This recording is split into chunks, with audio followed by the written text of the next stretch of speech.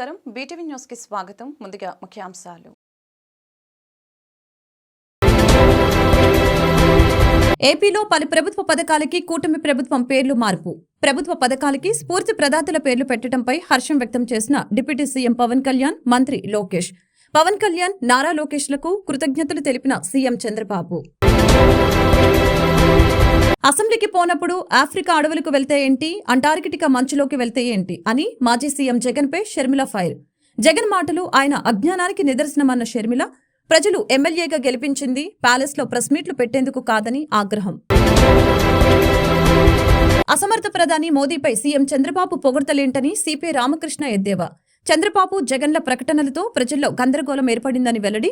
రాష్ట్రంలో భూముల అన్యాక్రాంతంపై విచారణ జరిపించండని డిమాండ్. ఏపీలో మహిళలకి ఉచిత బస్సు ప్రయాణానికి అధికారుల కసరత్తు. ఏపీలో ఈ పథకం అమలుకి ఆర్టీసీపై నెల 250 కోట్ల భారం పడుతుందని తేల్చి చెప్పిన అధికారులు రవాణా శాఖపై నిర్వహించనున్న సమావేశంలో సీఎం చంద్రబాబుకు నివేదిక సమర్పించనున్న అధికారులు. ఏపీలో పలు ప్రభుత్వ పథకాలకి కూటమి ప్రభుత్వం పేర్లు మార్చిన సంగతి తెలిసిందే. దీనిపై డిప్యూటీ సీఎం పవన్ కళ్యాణ్ స్పందిస్తూ సీఎం చంద్రబాబు, విద్యాశాఖ మంత్రి నారా లోకేష్లకు అభినందనలు తెలిపారు. స్ఫూర్తి ప్రదాతల పేర్లను ప్రభుత్వ పథకాలకు పెట్టడం హర్షణీయమని పేర్కొన్నారు. ఈ మేరకు పవన్ కళ్యాణ్ ఒక ప్రకటన విడుదల చేశారు. దీనిపై ముఖ్యమంత్రి చంద్రబాబు స్పందించారు. విద్యాశాఖ అమలు చేసే పథకాలకి డాక్టర్ సర్వేపల్లి రాధాకృష్ణన్, డొక్కా సీతమ్మ, డాక్టర్ అబ్దుల్ కలాం వంటి స్ఫూర్తిదాయకమైన వ్యక్తుల పేర్లు పెట్టడాన్ని స్వాగతించిన డిప్యూటీ సీఎం పవన్ కళ్యాణ్ గారికి ధన్యవాదాలు. ఆ పేర్లు ప్రతిపాదించిన విద్యాశాఖ మంత్రి నారా లోకేష్ గారికి అభినందనలు అంటూ చంద్రబాబు ట్వీట్ చేశారు. అసెంబ్లీకి పోనని చెప్పే జగన్ ప్రతిపక్ష హోదాకే కాదు, ఎమ్మెల్యే హోదాకి కూడా అర్హులు కాదని వెంటనే రాజీనామా చేయాలని AP Congress chief YS Sharmila demand చేశారు. ఎమ్మెల్యేగా అసెంబ్లీకి పోనప్పుడు ఆఫ్రికా అడవుల్లోకి వెళ్తే ఏంటి, అంటార్కిటికా మంచులోకి వెళ్తే ఏంటని జగన్ పై షర్మిల ఫైర్ అయ్యారు. ప్రతిపక్ష హోదా ఇస్తేనే అసెంబ్లీలో అడుగు పెడతానని జగన్ అనటం ఆయన అజ్ఞానానికి నిదర్శనమని AP Congress chief YS Sharmila అన్నారు. ఈ మేరకు ఎక్స్లో పోస్టు చేశారు. ఇంతకు మించిన పిరికితనం, చాతకానితనం, అహంకారం ఎక్కడా కనిపించదని ఆగ్రహం వ్యక్తం చేశారు. నన్ను గెలిపించి అసెంబ్లీకి పంపిన ప్రజల్ని ఇలా వెర్రిగా, వింతగా మోసం చేయడం, ఓట్లు వేసిన ప్రజలను అవమానించడం మీకే చెల్లిందని ధ్వజమెత్తారు.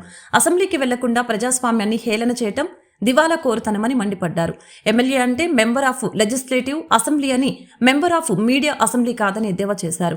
ఎమ్మెల్యేగా గెలిచింది చట్టసభల్లో ప్రజల గొంతు కావటానికా, లేదంటే మీడియా ముందు సొంత డబ్బా కొట్టుకోవటానికా అని షర్మిల ప్రశ్నించారు. 5 ఏళ్ల పాలనలో అవినీతి, దోపిడీ తప్ప ఇంకేం లేదని, అధికార పక్షం శ్వేతపత్రాన్ని విడుదల చేస్తుంటే తాపిగా ప్యాలెస్లో కూర్చొని మీడియా మీటులు పెట్టేందుకు ప్రజలు మిమ్మల్ని గెలిపించలేదని ఆగ్రహం వ్యక్తం చేశారు. అధికార ప్రతిపక్ష పార్టీలు చేసిన ప్రకటనలతో రాష్ట్ర ప్రజలు కన్ఫ్యూజన్ కి గురవుతున్నారని, అసలు రాష్ట్రం యొక్క అప్పు ఎంతో ప్రజలకు స్పష్టంగా తెలియచేయాలని సిపిఐ రాష్ట్ర కార్యదర్శి రామకృష్ణ రాష్ట్ర ప్రభుత్వాన్ని డిమాండ్ చేశారు. మోడీ నేతృత్వంలో దేశం అభివృద్ధి పదంలో ముందుకు వెళ్లిందని అన్న చంద్రబాబు నాయుడు ఏ విధంగా అభివృద్ధి చెందిందో ప్రజలకు వివరణ ఇవ్వాలని కోరారు.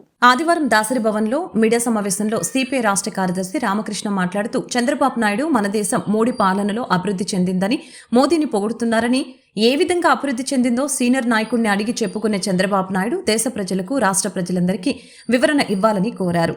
మోడీ 10 ఏళ్ల పాలనలో ఏ అభివృద్ధి జరిగిందో, ఏ మౌలిక సమస్యలు తీర్చారో, నిత్యావసర ధరలు ఎంతవరకు తగ్గాయో చెప్పాలని తెలిపారు.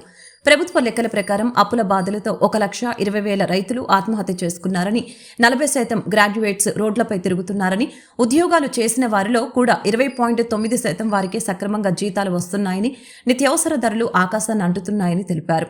ఇవన్నీ ప్రభుత్వ లెక్కలే అని, మరెక్కడ అభివృద్ధి జరిగిందో సీఎం చంద్రబాబు నాయుడు చెప్పాలని తెలియజేశారు. మోడీ పాలనలో పేదరికంలో ప్రపంచంలో నెంబర్ 1గా తయారైందని ఆరోపించారు. భూ కబ్జాల విషయంలో కేవలం మదనపల్లిపైనే విచారణ చేస్తే సరిపోదని, రాష్ట్ర వ్యాప్తంగా అన్ని జిల్లాల్లో ల్యాండ్ మాఫియాపై ఒక సీనియర్ ఐఏఎస్తో సమగ్ర విచారణ చేయాలని తెలియజేశారు. బద్వేల్ జిల్లాలో 30,000 ఎకరాల భూములు, కడప జిల్లాలో 1,00,000 ఎకరాలకు పైన భూములు అన్యాక్రాంతమయ్యాయని, ప్రభుత్వం వాటిపై చర్యలు తీసుకోవాలని డిమాండ్ చేశారు. అక్కడ మోడీ గారిని ఏ ముఖ్యమంత్రి కూడా అంత పొగళ్ళ. మీరు 10 ఏళ్ల మీ కష్టార్జితం వల్ల ఎంతో అభివృద్ధి అయింది. ప్రపంచ దేశాల్లోనే మనం ఆర్థికంగా పోటీ పడుతూ ఉన్నాం. తర్వాత రాజకీయంగా ఒక సుస్థిరత వచ్చిందని చెప్పి మన ముఖ్యమంత్రి చంద్రబాబు నాయుడు గారు మోడీ గారిని అభినందిస్తూ ఉన్నారు. మరి నిజంగా చెప్పాలంటే చంద్రబాబు నాయుడు గారు కూడా సీనియర్ నాయకుడే. మరి ఏ రంగంలో మన దేశం అభివృద్ధి అయిందో, ఏ రంగంలో ఆర్థికంగా మనం ముందుకు పోయామో, లేదా మౌలిక సమస్యలు ఏమైనా పరిష్కారం అయ్యాయా, దేంట్లో మన ఖ్యాతి ముందుకు పోయిందో ఆయనే చెప్తే బాగుంటుంది. ఎందుకంటే 10 ఏళ్ల నరేంద్ర మోడీ పరిపాలనలో ఇవాళ దేశవ్యాప్తంగా ఒక వ్యవసాయక దేశం మనది. వ్యవసాయదారులందరూ కూడా రోడ్డెక్కుతా ఉన్నారు, అప్పుల పాలయ్యారు. ఈ 10 ఏళ్ల కాలంలో ప్రభుత్వం ప్రకటించిన లెక్కల ప్రకారమే 1,20,000 మంది రైతులు ఆత్మహత్య చేసుకున్నారు. మరి 1,20,000 మంది రైతులు ఆత్మహత్య చేసుకొని రైతులు అప్పుల పాలై వాళ్ళు పదే పదే ఉద్యమాలకు వస్తూ ఉంటే మరి ఎక్కడ అభివృద్ధి ఉందో అర్థం కాదు. అదేవిధంగా నిరుద్యోగ సమస్య విపరీతంగా పెరిగిపోయింది. 45 సంవత్సరాలు రికార్డు స్థాయిలో ఇవాళ సీనియర్ రాజకీయవేత్త ఆయనేమో 14 లక్షల కోట్ల రూపాయలు అప్పు ఉందని ఆయన చెప్తా ఉన్నాడు. మరి జగన్మోహన్ రెడ్డి గారేమో ఈ రెండింటితో విభేదిస్తా ఉన్నాడు. ఈ రెండింటితో విభేదించి 7,48,000 కోట్ల రూపాయలు అప్పు ఉందని జగన్మోహన్ రెడ్డి గారు చెప్తా ఉన్నారు. చంద్రబాబు నాయుడు గారేమో 9,74,000 కోట్లు అంటే, యనమల గారేమో 14 లక్షల కోట్ల రూపాయలు అంటే, తరువాత ఇక్కడ జగన్మోహన్ రెడ్డి గారేమో 7,48,000 కోట్ల రూపాయలు అంటే అసలు ప్రజలంతా కన్ఫ్యూజ్ అయిపోతా ఉన్నారు. అదేవిధంగా మన బుగ్గన రాజేంద్ర రెడ్డి గారు ఆయన కూడా హైదరాబాద్లో ప్రెస్ మీట్ పెట్టి ఆయన కూడా ఎంతో మాట్లాడారు. కాబట్టి ఏమంటే మీరు ఒకరు చెప్తున్న దానికి ఇంకోరు చెప్తున్న దానికి అసలు సంబంధమే లేదు. రాష్ట్రంలో ఉన్న ప్రజలందరూ కూడా కన్ఫ్యూజ్ అవుతా ఉన్నారు, పక్కా కన్ఫ్యూజ్ అయిపోతా ఉన్నారు. కాబట్టి నేను కోరుతున్నదంతా ఒకటే, ఇవాళ సెంట్రల్ బడ్జెట్ దాంట్లో మనకు వచ్చిన దాంట్లో కూడా కన్ఫ్యూజనే. అసలు మన రాష్ట్రానికి ఇంతో సెంట్రల్ బడ్జెట్లో కొంత మనకి ప్రయారిటీ ఇచ్చిన మాట వాస్తవమే. కానీ అదే సందర్భంలో అమరావతి రాజధానికి ఇస్తున్న నిధులు అది గ్రాంటా లేక లోనా దానిపైన స్పష్టత లేదు. మరి ప్రపంచ బ్యాంక్ ద్వారా లోన్ ఇప్పించినంత మాత్రాన అది ఏ రకమైన సహాయమో దానికి ముఖ్యమంత్రి గారు చెప్పారు. ఏపీలో మహిళలకి ఉచిత బస్సు ప్రయాణం పథకం అమలుపై అక్కడి అధికారులు కసరత్తు చేస్తున్నారు. ఇందులో భాగంగా తెలంగాణ, కర్ణాటకలో పథకం అమలుపై అధ్యయనం చేశారు. అక్కడి ఆర్టీసీల రాబడి, పోబడి తదితరులని అధ్యయనం చేయబడిన అధికారుల సవివరణపై నివేదికను రూపొందించారని తెలిపారు. ఏపీలో పథకం అమలుకి ఆర్టీసీపై నెల 250 కోట్ల భారం పడుతుందని తేల్చారు. సోమవారం ఏపీ సీఎం చంద్రబాబు ఆర్టీసీ రవాణా శాఖలపై నిర్వహించనున్న సమావేశంలో ఈ నివేదిక చర్చకు రానుంది. ఆగస్టు 1న వృద్ధులకి సీఎం చంద్రబాబు పింఛన్లు పంపిణీ చేయనున్నారని మంత్రి సవిత తెలిపారు. ఆగస్టు 1న మడకశిర నియోజకవర్గం గుండుమలలో సీఎం పర్యటించనున్నారని, అందుకు అన్ని ఏర్పాట్లు పూర్తి చేయాలని జిల్లా కలెక్టర్లకు ఆదేశాలు జారీ చేశారు. ముఖ్యమంత్రి చంద్రబాబు నాయుడు సత్యసాయి జిల్లా పర్యటన ఖరారైంది. ఆగస్టు 1వ తేదీన మడకశిర నియోజకవర్గం గుండుమలలో సీఎం చంద్రబాబు పర్యటించనున్నారు. ఆ రోజు వృద్ధులకు పింఛన్లు పంపిణీ చేయనున్నారు. చంద్రబాబు పర్యటన నేపథ్యంలో ఏర్పాట్లపై జిల్లా కలెక్టరేట్లో అధికారులు, ప్రజా ప్రతినిధులతో ఆదివారం ప్రత్యేక సమీక్ష జరిగింది. ఈ సమావేశానికి బీసీ సంక్షేమ శాఖ మంత్రి సవిత, ఎమ్మెల్యేలు ఎంఎస్ రాజు, సింధూరారెడ్డి, కందికుంట వెంకటప్రసాద్, జిల్లా కలెక్టర్ చేతన్, ఎస్పీ రత్న తదితరులు హాజరయ్యారు. ఈ సందర్భంగా మంత్రి సవిత మాట్లాడారు. ముఖ్యమంత్రి చంద్రబాబు పర్యటన నేపథ్యంలో ఆ కార్యక్రమాన్ని విజయవంతం చేయాలని కోరడం జరిగింది. రాష్ట్రం అప్పుల్లో ఉన్నప్పటికీ పెద్ద ఎత్తున పింఛన్లు పంపిణీ చేసిన ఘనత చంద్రబాబుకే దక్కుతుందని తెలియజేశారు. సీఎం చంద్రబాబు పర్యటనలో ఎటువంటి లోటుపాట్లు లేకుండా జాగ్రత్తలు తీసుకోవాలని జిల్లా అధికార యంత్రాంగానికి మంత్రి సవిత ఆదేశించారు. టీడీపీ నేత ఎమ్మెల్యే పులివర్తి నానిపై హత్యాయత్నం కేసులో ఆరోపణలు ఎదుర్కొంటున్న వైసీపీ నేత చెవిరెడ్డి మోహిత్ రెడ్డిని పోలీసులు విడిచిపెట్టారు. దుబాయ్ వెళ్లేందుకు బెంగళూరు చేరుకున్న మోహిత్ రెడ్డిని గత రాత్రి పోలీసులు అరెస్టు చేశారు. అక్కడి నుంచి ఈ ఉదయం తిరుపతిలోని ఎస్వీయూ పోలీస్ స్టేషన్ కి తీసుకువచ్చారు. అక్కడ ఆయనను విచారించిన అనంతరం 41A నోటీసులు ఇచ్చి వదిలిపెట్టారు. విదేశాలకు వెళ్లకూడదని షరతులు విధించారు. ఏపీలో ఇటీవల జరిగిన అసెంబ్లీ ఎన్నికల్లో చంద్రగిరి నుంచి పులివర్తి నాని పోటీ చేయగా ప్రత్యర్థిగా చెవిరెడ్డి మోహిత్ రెడ్డి బరిలోకి దిగారు. పోలింగ్ అనంతరం తిరుపతి పద్మావతి మహిళా యూనివర్సిటీలోని స్ట్రాంగ్ రూమ్ పరిశీలనకు వెళ్తున్న క్రమంలో పులివర్తి నానిపై దాడి జరిగింది. ఈ నేపథ్యంలో మోహిత్ రెడ్డిపై పలు సెక్షన్ల కింద కేసు నమోదైంది. ఈ కేసులో మోహిత్ రెడ్డి 37వ నిందితుడిగా ఉన్నారు.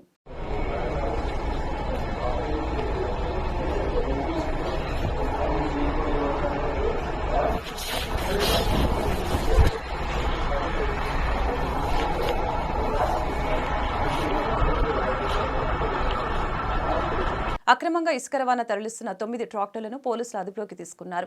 వివరాల్లోకి వెళ్తే ఎన్టీఆర్ జిల్లా గంపలగూడెం మండలం కనుమూరు కట్టలేరు వాగులో అక్రమంగా ఇసుక రవాణా జరుగుతుందని స్థానికులు పోలీసులకు సమాచారం చేరవేశారు.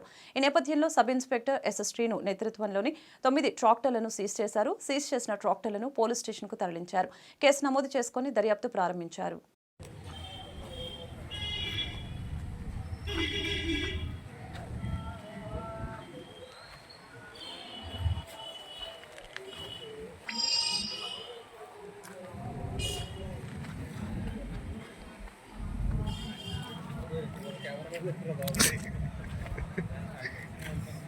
గత వైసీపీ ప్రభుత్వం విజయవాడ నగరపాలక సంస్థ పాలకపక్షం కొండ ప్రాంత వాసుల్ని నిర్లక్ష్యం చేశారని సిపిఎం రాష్ట్ర కార్యదర్శి వర్గ సభ్యులు సిహెచ్ బాబురావు, సిపిఎం కార్పొరేటర్ బోయి సత్యబాబు మండిపడ్డారు. తెలుగుదేశం కూటమి కొండ ప్రాంత వాసుల్ని ఆదుకుంటామని చెప్పి అధికారంలోకి వచ్చారని, నగరంలోనూ పాత బస్తీలోనూ కొండ ప్రాంతాల్లో నివసిస్తున్న ప్రజల రక్షణ గోడల నిర్మాణానికి, అభివృద్ధి కార్యక్రమాలకు 100 కోట్ల రూపాయల ప్రత్యేక ప్యాకేజీని ప్రకటించాలని డిమాండ్ చేశారు. విజయవాడ పశ్చిమ నియోజకవర్గం పాత బస్తీలోని 50-51 డివిజన్లో కొండ ప్రాంతాల్లో సిపిఎం రాష్ట్ర కార్యదర్శి వర్గ సభ్యులు సిహెచ్ బాబురావు, సిపిఎం కార్పొరేటర్ బోయి సత్యబాబు తదితర సిపిఎం నేతలు పర్యటించారు. ఈ సందర్భంగా వారు మాట్లాడారు. కొండ చర్యలు విరిగిపడిన ప్రాంతాలను అధికారులు పరిశీలించాల్సిన బాధ్యత లేదా అని ప్రశ్నించారు. విజయవాడ నగరంలో 16 డివిజన్లో 2 లక్షల మంది కొండ ప్రాంతాల్లో నివసిస్తున్నారు. పశ్చిమ నియోజకవర్గంలోని 12వ డివిజన్లో కొండ ప్రాంత వాసులు ఉన్నారు. ఇటీవల కురుస్తున్న వర్షాలతో పలు ప్రాంతాల్లో కొండ చర్యలు విరిగిపడుతూ ఉన్నాయి. ఇళ్లు దెబ్బతిన్నాయని ఆవేదన వ్యక్తం చేశారు.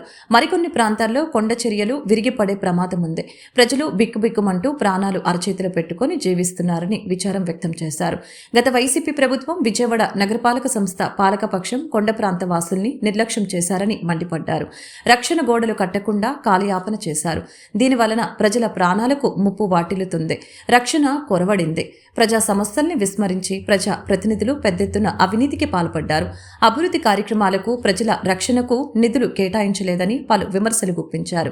తెలుగుదేశం కూటమి కొండ ప్రాంత వాసుల్ని ఆదుకుంటామని చెప్పి అధికారంలోకి వచ్చారని, నగరంలోనూ పాత బస్తీలోనూ కొండ ప్రాంతాల్లో నివసిస్తున్న ప్రజల రక్షణకు, రక్షణ గోడలు నిర్మాణానికి, అభివృద్ధి కార్యక్రమాలకి 100 కోట్ల రూపాయల ప్రత్యేక ప్యాకేజీని ప్రకటించాలని డిమాండ్ చేశారు.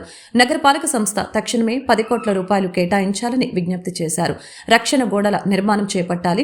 మెట్లు, కాల్వలు, రోడ్లు రిపేర్లు చేయాలి. మంచినీరు, డ్రైనేజీ, లైటింగ్ తదితర సౌకర్యాలను మెరుగుపరచాలని అన్నారు. కొండ ప్రాంతాల్లో నిలిచిపోయిన అభివృద్ధి కార్యక్రమాలను పునరుద్ధరించాలని కోరారు. దాదాపు 1.5 మంది ప్రజలు కొండల మీద నివసిస్తూ ఉన్నారు. విజయవాడలో 16 డివిజన్లో 2 లక్షల మంది కొండల మీద ఉన్నారు. ఈ వర్షాలకి కొండ చర్యలు విరిగిపడిపోయి బిక్కుబిక్కుమంట ఎప్పుడు ఏ ప్రమాదం జరుగుతుందనే భయాందోళనలో కొండ ప్రాంతాల ప్రజలు ఉన్నారు. ఇప్పటికే కొత్తపేటలో నిన్న కొండ చర్యలు విరిగిపడి ఇళ్ళు దెబ్బతిన్నాయి. ఇంకా అనేక ప్రాంతాల్లో గోలపాలెం గట్టు కానీ, వించిపేట, ఇంకా మల్లికార్జునపేట, విద్యాధరపురం, అలాగే విజయవాడలో ఉన్న మొగలరాజుపురం, ఇంకా క్రీస్తురాజపురం, గుణదల, ఇంకా అనేక ప్రాంతాల్లో గతంలో సంవత్సరం క్రితం, 2 ఏళ్ల క్రితం దెబ్బతిన్నటువంటి లేకపోతే పడిపోయినటువంటి కొండ చర్యలకి ఇప్పటి వరకు రిపేర్లు చేయలేదు. రిటైనింగ్ వాల్స్, రక్షణ గోడలు కట్టలేదు. మరి 2-3 ఏళ్ళు కూడా కట్టకపోతే, దాని బడ్జెట్ కేటాయించకపోతే ప్రజల ప్రాణాలని ప్రభుత్వాలే తీస్తూ ఉన్నాయి. పడిపోతాయని ముందుగా హెచ్చరికలు చేసిన జనం పిటిషన్లు పెట్టుకున్న కళ్ళు తెరవట్ల. అందుకే కనీసం కొత్త ప్రభుత్వం వచ్చింది, అంతకుముందున్న ప్రభుత్వం పట్టించుకోవాలా. ఈ ప్రజాప్రతినిధులు స్పందించాలి. రేపు అసెంబ్లీ సమావేశాలు కూడా జరగబోతూ ఉన్నాయి. ఈ అసెంబ్లీ సమావేశాల్లోనైనా విజయవాడ నగరపాలక సంస్థకి కొండ ప్రాంతాల అభివృద్ధికి 100 కోట్ల రూపాయల ప్రత్యేకమైనటువంటి ఒక ప్యాకేజీని ప్రకటించి కొండ ప్రాంతాల్లో రక్షణ గోడలు కట్టడం, అలాగే మెట్లు, రోడ్లు, ఇతర మౌలిక సదుపాయాలు, ప్రజలకు రక్షణ కల్పించాలి. అంతేకాదు, ఈరోజు రాష్ట్రంలోని అధికార ప్రధాన ప్రతిపక్షాలు హత్యలు, హింస, వీటి మీద ఒకళ్ళకొకళ్ళు ఆరోపణలు, ప్రత్యారోపణలు చేసుకుంటున్నారు. మమ్మల్ని చంపేస్తున్నామని కూడా అంటున్నారు. సరే, వాటి మీద ఆ పార్టీలో ఒక వైఖరి అంటే ఒక భాగం. ఈ కొండ చర్యలు విరిగిపడిపోయి జనం చచ్చిపోతున్నారు. జనం ప్రమాదాలు జరిగే అవకాశం ఉంది. వీటి మీద దృష్టి పెట్టండి, బతికున్నోళ్ళ మీద దృష్టి పెట్టండి. మీరు ఆరోపణలు ప్రత్యారోపణలతో నేను ఢిల్లీ దాకా వెళ్తాం, లేకపోతే ఇంకో చోట వెళ్తాం, అసెంబ్లీలో నడవనివ్వం అని చెప్తున్నారు. అసలు ప్రజల సమస్యలు ఏంటి? ఇటువంటిది రాష్ట్రంలో అనేక చోట్ల పంటలు దెబ్బతిన్నాయి, ఊళ్ళు కొట్టుకుపోతూ ఉన్నాయి. ఈ వర్షాలకి అటు కేంద్రం స్పందించాలి, రాష్ట్ర ప్రభుత్వం స్పందించాలి.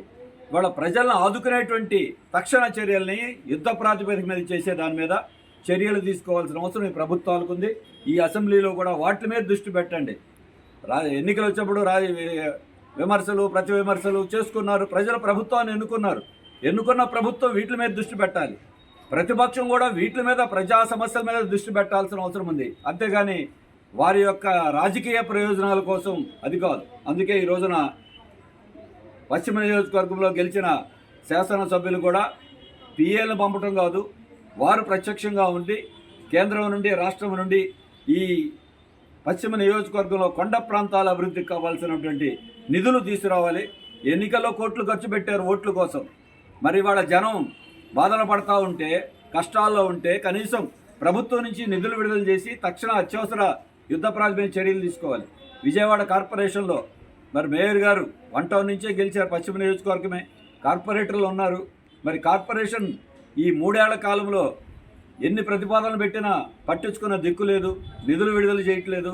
ఎక్కడికి వెళ్ళినా డ్రైనేజీ పనిచేయక పూర్తిగా దాన్ని మూసేసుకున్నారు జనమే. మెట్లు దెబ్బతిన్నాయి, రోడ్లు సరిగ్గా లేవు, నడవడానికి దారి లేదు, డ్రైనేజీ వ్యవస్థ అస్తవ్యస్తం అయిపోయింది.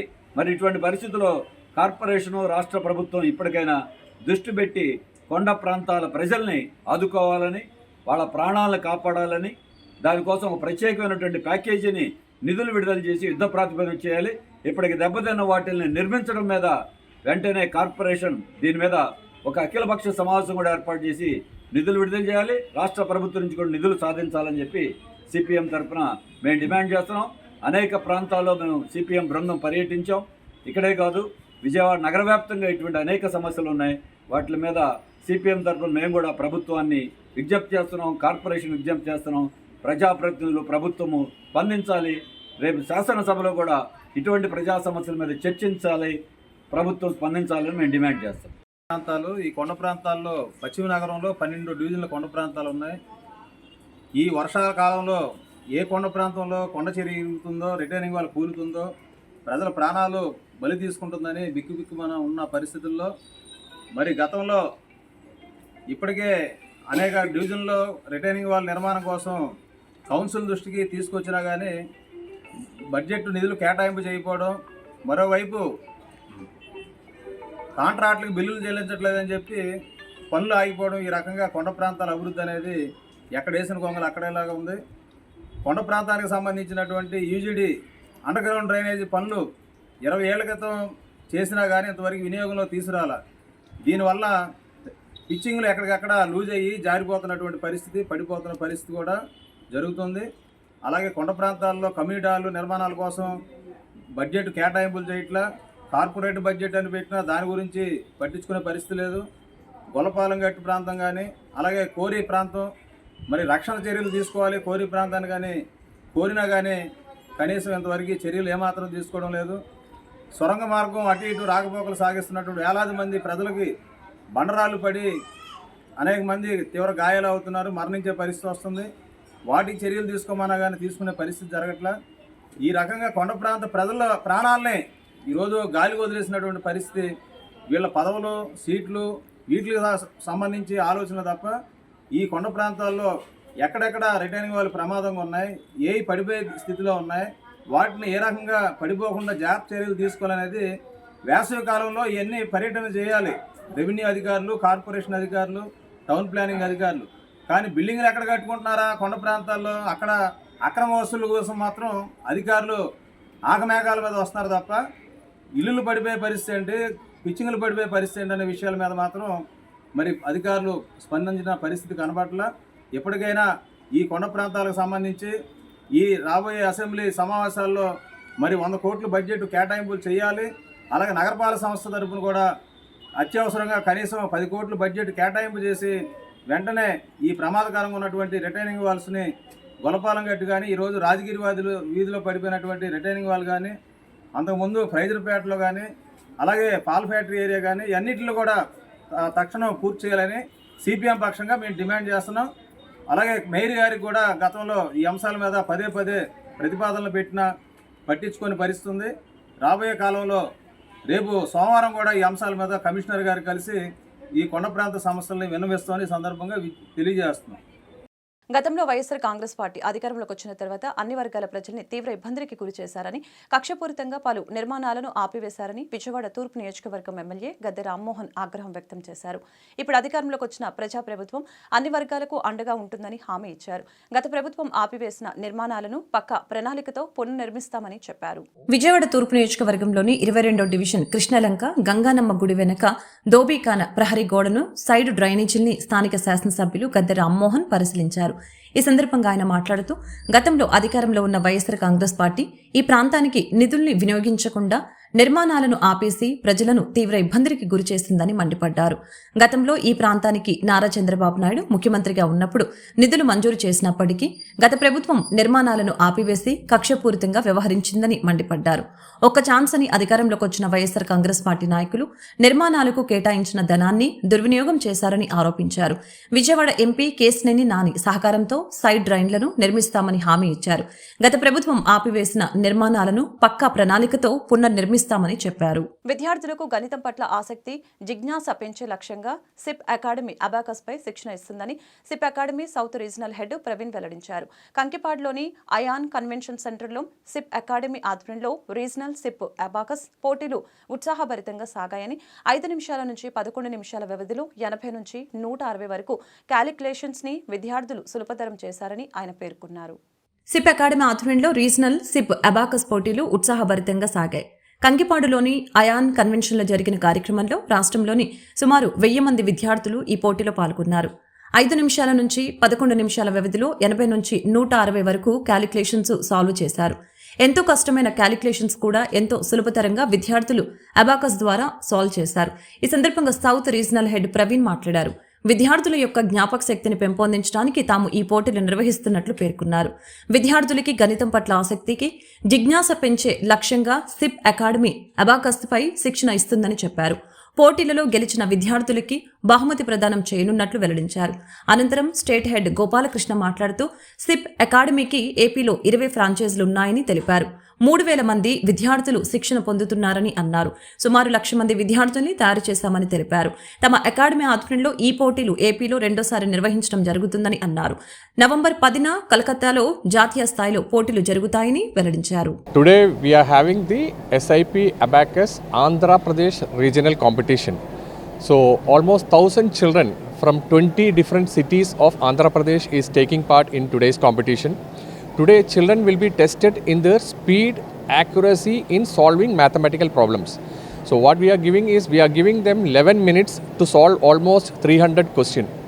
So in that 11 minutes they have to apply their abacus skill, concentration, focus and give the maximum correct answers. So all over Andhra Pradesh this competition children is participating in this SIP abacus competition and their concentration, memory, observation skill, mathematical computation skill, speed of calculation, everything is tested today. And today is a full day event. Morning will be the competition part and afternoon we will be giving the prize distribution. So who is the champion in the Andhra Pradesh state in this abacus competition, we will be rewarding the children with trophies and certificates. Okay, your good name? My name is Praveen. I am handling the South region for SIP Abacus. నేను SIP abacus Andhra Pradesh state హెడ్ని. ఈరోజు మేము Vijayawada Kankipadu అయానా function హాల్లో regional prodigy conduct చేస్తున్నాం. Andhra Pradesh SIP abacus regional competition. ఈరోజు almost ఒక 1000 మంది పిల్లలు ఈ కాంపిటీషన్లో పార్టిసిపేట్ చేస్తున్నారు. ఈ 1000 మంది పిల్లలు డిఫరెంట్ లెవెల్స్లో ట్రైనింగ్ పొందిన పిల్లలు అనమాట. వీళ్ళు 5 మినిట్స్ నుండి 11 మినిట్స్ టైంలో డిఫరెంట్ టైమ్ జోన్స్లో వాళ్ళు 80 నుంచి 160 సమ్స్ వరకు సాల్వ్ చేస్తారు. మా ఎస్ఐపి అబాకస్ అనేది ఒక ఇంటర్నేషనల్ ఆర్గనైజేషన్ అండి. ఇది 2003లో ఇండియాలో స్థాపించడం జరిగింది. ఓవరాల్గా 950 ఫ్రాంచైజీస్ ఉన్నాయి మాకు. అండ్ ఏపీలో వచ్చేసరికి ఒక 20 ఫ్రాంచైజీస్ ఉన్నాయి. విజయవాడ, గుంటూరు, కాకినాడ, హిందూపూర్, తిరుపతి, చిత్తూరు, కదిరి, పీలేరు అండ్ నెల్లూరు ఇట్లాంటి లొకేషన్స్లో మేము ఆపరేట్ చేస్తున్నాము. అండ్ మా దగ్గర ఆల్మోస్ట్ ఆల్ ఒక 3000+ స్టూడెంట్స్ ఇప్పుడు ఏపీలో ట్రైన్ అవుతున్నారు. అండ్ ఆల్ ఓవర్ ఇండియాలో ఇప్పటి వరకు మేము ఒక 1 million స్టూడెంట్స్ని మా ప్రోగ్రామ్ ద్వారా ట్రైన్ చేయడం జరిగింది. ఇది మేము కంటిన్యూస్గా ఆంధ్రాలో కండక్ట్ చేయడం సెకండ్ టైం అండి. ఇది సెకండ్ ఇయర్ మేము కండక్ట్ చేస్తున్నాం. ఇది యాక్చువల్గా నేషనల్స్ అనేది డిఫరెంట్ అండి. ఇది ఓన్లీ రీజనల్ కాంపిటీషన్, అంటే వివిధ ప్రదేశాల నుంచి వచ్చిన పిల్లలు ఇక్కడ పోటీ పడతారు అనమాట.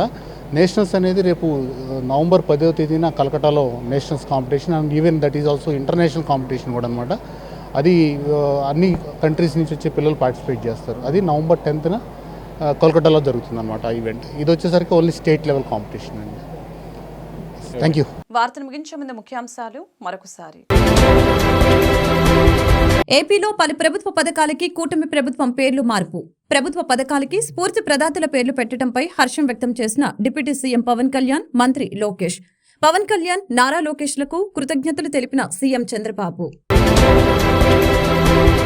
అసెంబ్లీకి పోనప్పుడు ఆఫ్రికా అడవులకు వెళ్తే ఏంటి, అంటార్కిటికా మంచులోకి వెళ్తే ఏంటి అని మాజీ సీఎం జగన్పై షర్మిల ఫైర్. జగన్ మాటలు ఆయన అజ్ఞానానికి నిదర్శనమన్న షర్మిల, ప్రజలు ఎమ్మెల్యేగా గెలిపించింది ప్యాలెస్లో ప్రెస్ మీట్లు పెట్టేందుకు కాదని ఆగ్రహం. అసమర్థ ప్రధాని మోదీపై సీఎం చంద్రబాబు పొగడ్తలేంటని సిపి రామకృష్ణ ఎద్దేవా. చంద్రబాబు, జగన్ల ప్రకటనలతో ప్రజల్లో గందరగోళం ఏర్పడిందని వెల్లడి. రాష్ట్రంలో భూముల అన్యాక్రాంతంపై విచారణ జరిపించండని డిమాండ్. ఏపీలో మహిళలకి ఉచిత బస్సు ప్రయాణానికి అధికారుల కసరత్తు. ఏపీలో ఈ పథకం అమలుకి ఆర్టీసీపై నెల 250 కోట్ల భారం పడుతుందని తేల్చి చెప్పిన అధికారులు. రవాణా శాఖపై నిర్వహించనున్న సమావేశంలో సీఎం చంద్రబాబుకు నివేదిక సమర్పించనున్న అధికారులు. ఈ వార్తలు ఇంతటితో సమాప్తం. మరొక బులెటిన్లో మళ్ళీ కలుద్దాం. నమస్కారం.